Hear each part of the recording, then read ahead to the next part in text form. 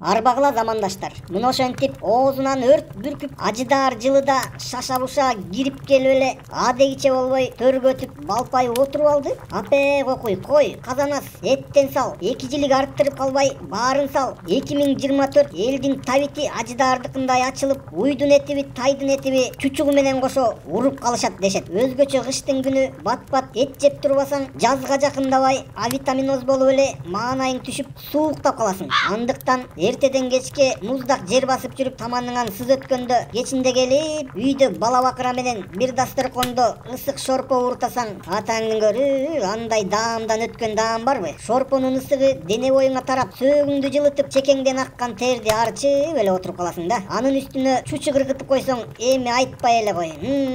Тилиң артка тартылып, көөдөнүң толуп, көчмөндөрдүн урпагы экениңе сыймыктанып кетесиң да. Ай балам, ой казаныңдын түбүнө таш түшкөнбү? Ой качан бышат этиң? Ой сенин этиң бышкыча менин өзөгүм карарып кетпей болду го я. Бышат ата, бышат, аз калды. Чыдай туруңуз, биякта сүйлөп алайын. Анан андай таза, жакшы жаш этти кайдан табам деп турсаңар, билесиңер да. Баягы эле Нак Тазыктын дүкөнүн көздөй жөнөйсүңөр, ошол анда тамагыңар даамдуу болсун. Кеп салып отуруп, өзүмдүн шилекейим агып кетти го чиркин.